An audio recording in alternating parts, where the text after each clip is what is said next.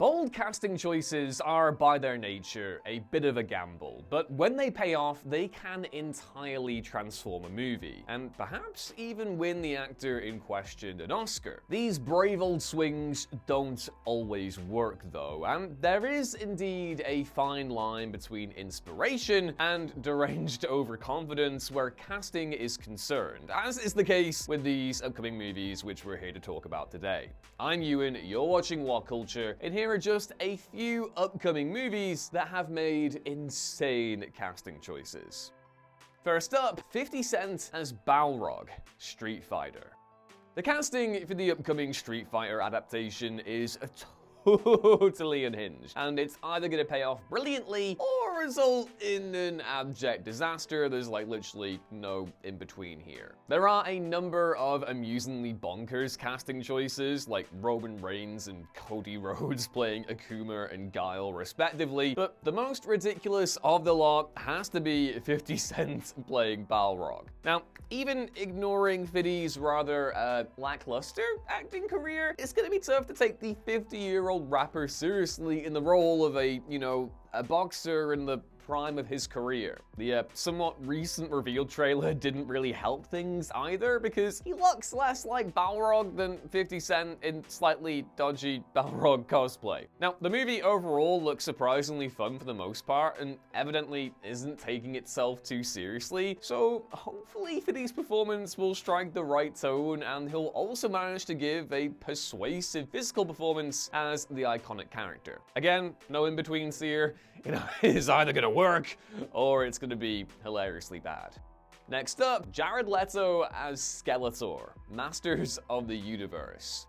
The upcoming live-action Masters of the Universe movie, which I bet you forgot was actually happening, is gonna be one hell of a tough nut to crack, and especially so with a $200 million budget, meaning it needs to make a whole lot of moolah to turn a profit, which, with this guy involved, it's probably gonna be a bit of a tall order. Now, in addition to the polarizing decision to apparently set the film primarily on Earth, casting Jared Leto, of all folks, to play iconic antagonist Skeletor hasn't gone down well with fans or even people vaguely interested in a Masters of the Universe movie, given, the guy's, meme reputation at this point. Now, even accepting that Leto is an Oscar-winning actor, there's a perception among many that he's wildly overexposed, seemingly exemplified by his recent protagonist role in the blockbuster flop Tron Ares. That's also not to ignore the historic allegations of misconduct against him, which honestly makes it all the more surprising that any studio is currently hiring him for a major role in any of their blockbusters. And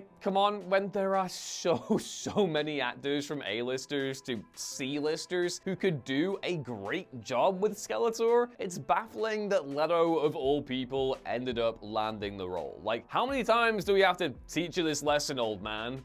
On the way, Robert Downey Jr. as Dr. Doom, Avengers Doomsday. The world was left positively shocked when, in July 2024, it was announced that Robert Downey Jr. would be returning to the Marvel Cinematic Universe, not to play Iron Man, but to play supervillain Dr. Doom in the upcoming Avengers films Doomsday and Secret Wars. Reactions ranged from wild excitement to stone-faced dread, but more than anything, there was general confusion over how Downey, who made Tony Stark, of course, such an iconic character and had such a terrific MCU send-off, could be coming back to play Victor Von Doom. The most likely prospect here, obviously, is that this version of Doom will be a Tony Stark variant of some kind, but regardless of the how, this is a casting choice that folks have had incredibly strong opinions about for the past 18 months, including me. It's just easy to see it as a desperate, cynical ploy to renew flagging interest in a franchise, but at the same time, if we want to be, slightly generous, the Russo brothers and company could have come up with a genuinely genius way for Downey to embody one of the most iconic Marvel villains of all time. I doubt it, but whether or not it works, it's still a wild casting choice in and of itself. Next up, Jim Carrey as George Jetson, The Jetsons. Jim Carrey has enjoyed something of a well-earned career rejuvenation over the last few years per his performance as Dr. Robotnik in the Sonic the Hedgehog films, but he's next set to play a perhaps even less expected pop cultural mainstay in his next movie, George freaking Jetson, which again, I imagine like most of the people watching this don't know who George Jetson is. But yeah, Carrey is in talks to play the lead character in a live-action adaptation of the animated sci-fi sitcom, with Colin Trevorrow of Jurassic World infamy tapped to both write and direct. Now, if we ignore the somewhat puzzling prospect of trying to make the Jetsons relevant again in 2026, Carrey's casting is also kind of a left field choice. Now, I don't claim to be any kind of George Jetson authority or anything, but despite Carrey's obvious comedic chops and boundless energy, he just doesn't seem like a natural fit for that character at all. Not to mention, at 64, he's kind of probably a lot older than George actually is in the cartoon, if you're the kind of person who cares about the authenticity of your Jetsons adaptation, which again, if you do, more power to you. It's kind of a flex, if I'm being honest. But yeah, it obviously wouldn't surprise anyone if this movie never actually goes before cameras with or without Carrey, but at present, it's probably tough to square this oddball casting away, although at the same time, again, it's not like I have a Jetsons casting in my back pocket or anything, so go off, I guess. Next up, Matthew Lillard as Stu Macher, Scream 7.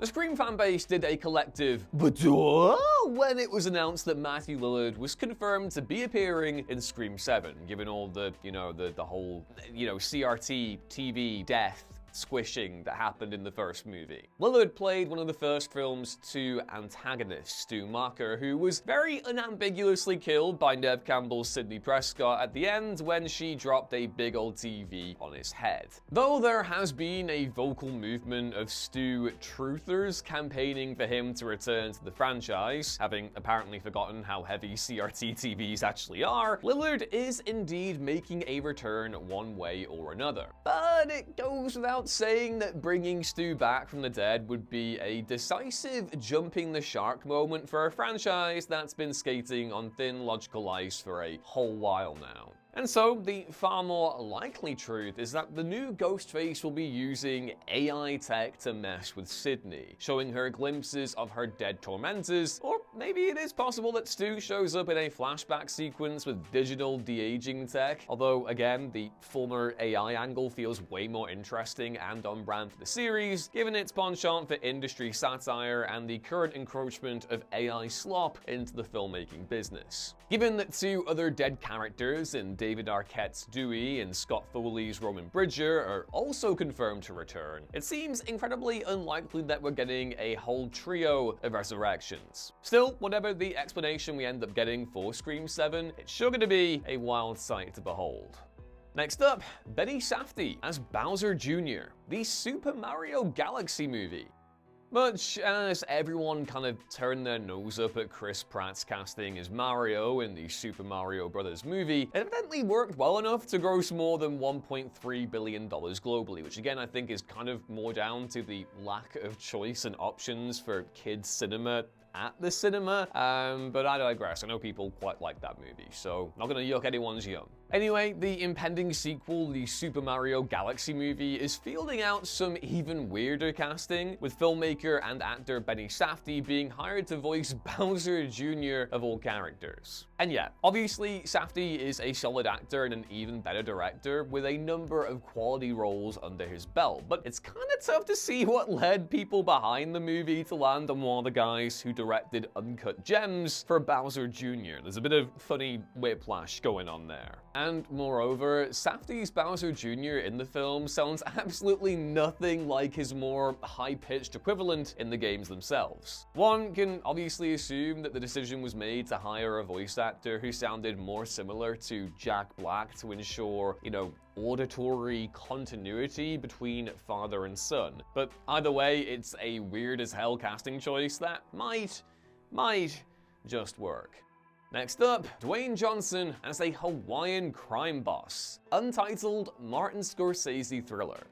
Now, here's a casting choice just about no one could have ever in their right mind predicted. Back in March of 2025, it was announced that Dwayne Johnson was set to star in a new Hawaii-set crime thriller from the legendary Martin Scorsese, with Johnson tapped to star alongside both his regular collaborator Emily Blunt and Leonardo DiCaprio. The story will unfold in the 1960s and 70s as a Hawaiian mob boss, played by Johnson, attempts to build an all-powerful island empire while battling to preserve his ancestral lands. And yeah, that sounds really cool. As unfathomable as it seems for Johnson to be leading a new Scorsese movie, it is apparently happening and seems to further Johnson's recent efforts to star in more serious-minded fare, following his Golden Globe-nominated work in The Smashing Machine. It of course remains to be seen whether or not this thing will ever actually go before cameras, considering how many announced projects Scorsese has on his plate right now, but if it happens and Johnson pulls off a great lead performance, he'll surely silence his doubters once and for all.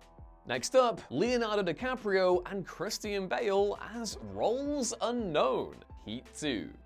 Okay, now we're cooking with gas. A whole host of impressive names have been linked to Michael Mann's upcoming Heat sequel over the last 2 years, including Adam Driver, Austin Butler, and Ana de Armas. But recently, 2 more names were confirmed to be circling major roles, and they're by far the most exciting and high-profile A-listers to be even remotely involved with the project. If the talks pan out, then Leonardo DiCaprio and Christian Bale will co-star in Heat 2, which honestly sounds like a dream scenario for everyone from casual moviegoers to card-carrying Michael Mann vibes connoisseurs. Living up to the original film and its immortal pairing of Al Pacino and Robert De Niro seems like, impossible, even with the Heat 2 novel being so good, and please do go read it if you haven't already, but pitting DiCaprio against Bale honestly might just do it. We still have no idea which role each actor is targeting, but frankly, it doesn't matter. The potential for this to be an all-timer cinematic face-off is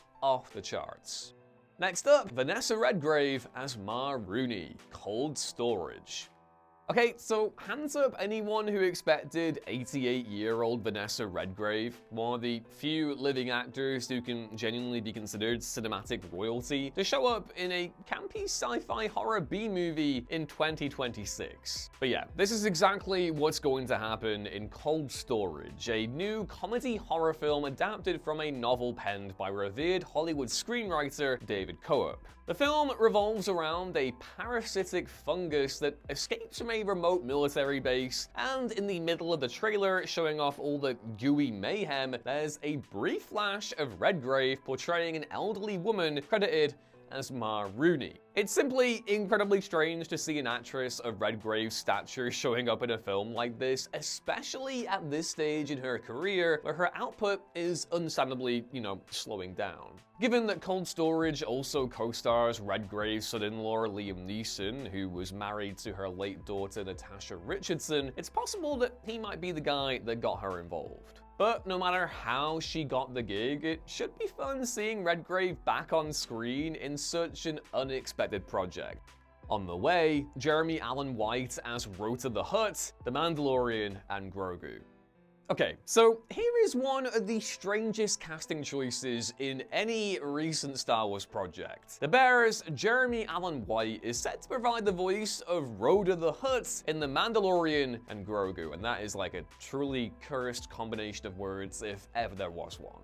Now, for those understandably and blissfully unaware, Rota is the son of Jabba the Hutt in Star Wars continuity, and has featured primarily in animated Star Wars projects like the Clone Wars movie and TV show, because again, these are the depths Star Wars is plunging to in the, post-Rise of Skywalker Disney era. Given that Rota has typically been depicted in juvenile form, it's tough to immediately picture White voicing the character. But of course, it makes a little more sense when we realize that Rota will be considerably older in The Mandalorian and Grogu. Though the marketing hasn't featured him much at all, Rota can be briefly glimpsed from behind in one of the trailers, seeming to confirm that the son of Jabba has grown considerably since we last saw him and is now working as something of a gladiator. Next up, Ike Barronholtz as Elon Musk. Artificial. Luca Guadagnino's next film, Artificial, is based on the brief dismissal of Sam Altman as the CEO of OpenAI. Andrew Garfield will star as Altman, but the most fascinating sliver of casting here is that Elon Musk will be played by none other than Ike Barronholtz himself. Barronholtz is, of course, a talented actor and comedian who is riding a career high off his recent work on The Studio, though playing a figure as public and, well-known, to be polite, as Musk, represents a whole other challenge entirely. On paper, you might be thinking that Barronholtz might not seem like the most natural fit, but his penchant for playing detestable idiots is well noted at this point, so, yeah, I mean, fair, really. And more to the point, given that Guadagnino's film is said to be a comedic drama with little sympathy for its focal subjects, it's likely going to be less reliant on Barronholtz giving a note-perfect approximation of Musk and capturing, you know, his overall unpleasant amphibian vibes. A bold casting choice for sure, but it should give Barronholtz plenty to work with.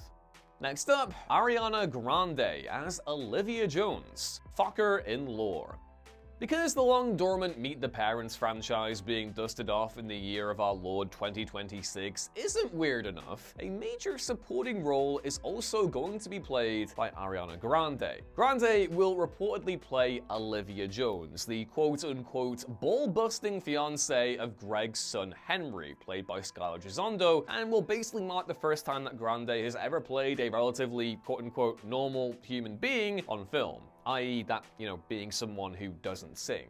It's certainly not the most natural fit for Grande's strengths as we know them to date, but hopefully she'll join the pantheon of pop stars who've managed to prove their acting chops entirely removed from their musical talents. Now, on paper, it's easy to see Grande's casting as a cynical ploy to get more butts and seats, and regardless of her performance, that'll definitely work, and some will consider her too iconic to play a part this ordinary. But if she pulls it off, many will surely be eager to see her in more diverse projects moving forward. Next up, Johnny Depp as Ebenezer Scrooge. Ebenezer, A Christmas Carol. Throughout his career, Johnny Depp has certainly demonstrated his fondness for disappearing into characters. And next up, he'll have quite the opportunity to do so when he plays Ebenezer Scrooge in a new take on Charles Dickens's A Christmas Carol, because truly, we don't have enough of those already. Given Depp's undeniable career slump in recent years, in part due to his notable legal issues and general perception as controversial, it's honestly surprising that any studio right now would want to cast him in such a huge role. After all, no Hollywood adaptation of A Christmas Carol is gonna come cheap, even with a filmmaker as thrifty as Ty West at the helm, and so it'll require a substantial box office return to make a profit. And again, while Depp absolutely has the acting ability to deliver a memorable and intriguing Scrooge, he's simply so far from the casting choice anyone would expect in this day and age. 10, 15 years ago maybe, at the peak of his Pirates of the Caribbean fame? Sure, but in 2026, where he's years removed from his last starring box office hit, feels really weird. Next up, Charli XCX as herself, The Moment.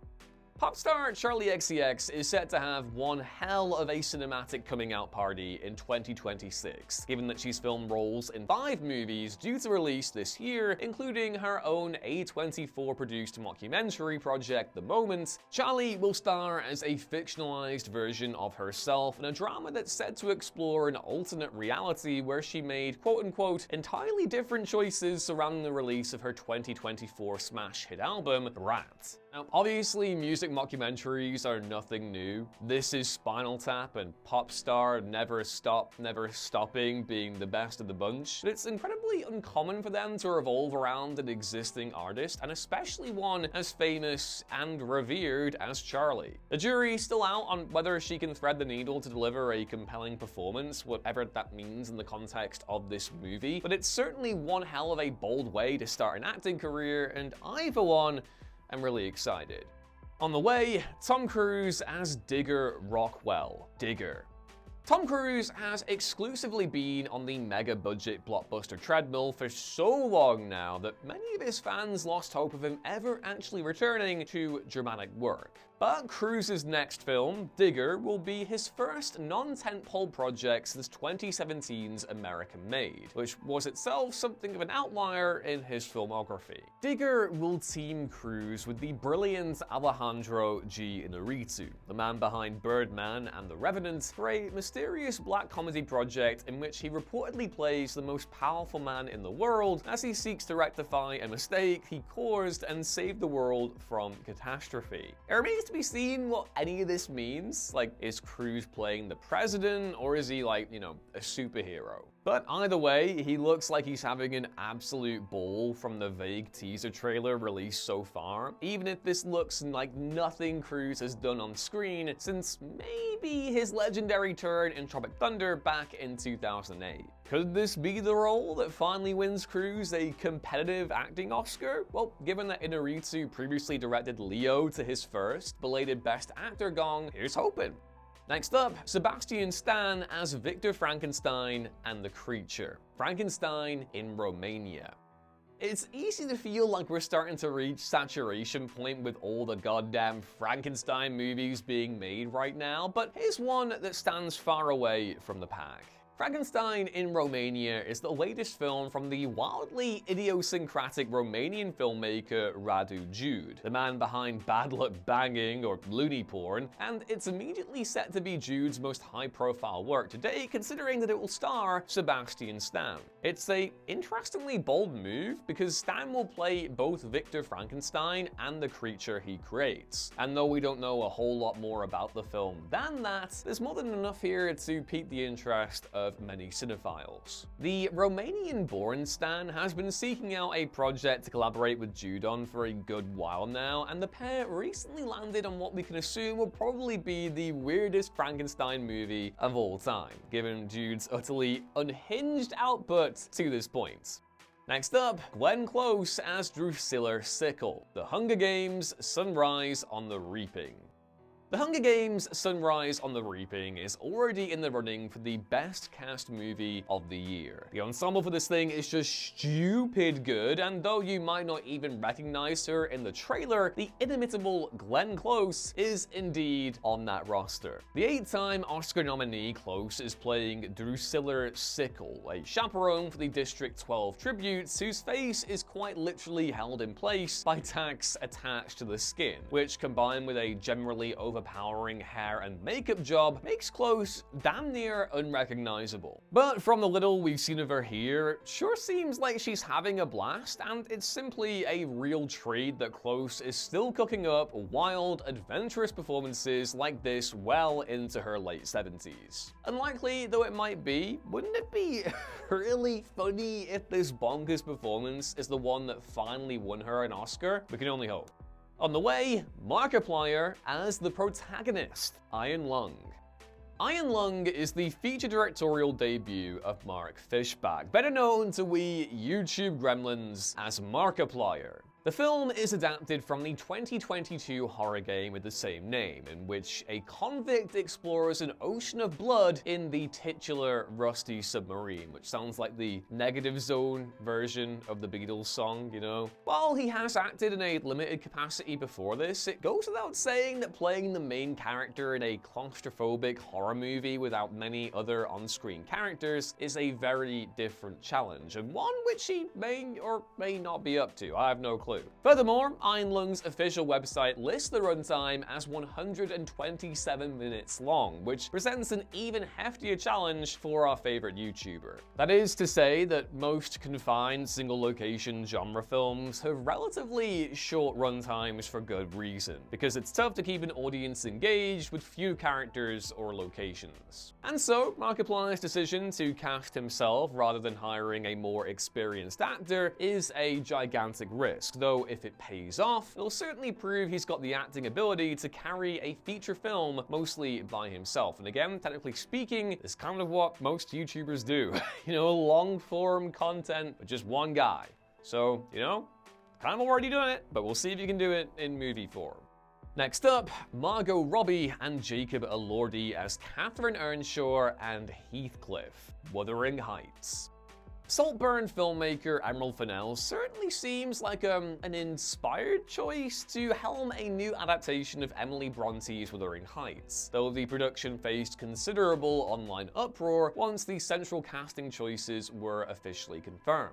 34-year-old Margot Robbie has been cast as protagonist Catherine Earnshaw, who isn't any older than her late teens by the end of the story, while 27-year-old Jacob Elordi is playing Heathcliff, who is around 40 years of age and of contentious ethnicity. Now, naturally, many chose to criticize these casting choices as against the spirit of the original story, and while Fennell's singular take will assuredly be divisive given that's her whole jam, especially with Bronte purists, she certainly made an effort to indicate that she's not trying to make a fastidiously faithful adaptation. The marketing has included the film's title in quotation marks, a smart and simple way of telling audiences that this is an interpretation of the original tale rather than a, straight adaptation. This isn't to say that Robbie and Elordi's casting will work in the final film, but there's likely more thought behind it than the knee-jerk criticism maybe suggests. And last up, we have Jim Caviezel as Jair Bolsonaro, Dark Horse. Yeah, we have, maybe the most demented biopic casting in recent memory to end this list on. Jim Caviezel, of course still best known for playing Jesus Christ in Mel Gibson's The Passion of the Christ, is next set to play ex-Brazilian President Jair Bolsonaro in the drama Dark Horse. Now, beyond the fact that Caviezel obviously doesn't look anything like Bolsonaro, the film is additionally said to paint the guy in a positive light. Though, given Caviezel's noted own beliefs, it's not really that surprising. The actor is probably one of the few working in the industry who would lend their name to a project like this, and so his casting makes sense to an extent, even if it is a completely deranged career move, looking at it from the outside. B-roll footage from the shoot unsurprisingly looks mega crap, and considering the script was written by Bolsonaro's former culture minister Mario Frias, it's sure to be wildly divorced from reality. This apparently is what happens when Mel Gibson doesn't call you back for any of the Passion of the Christ sequels. So, yeah, what a tremendous big fall from grace this is. Good lord. I have to laugh, otherwise I'll just go, yeah.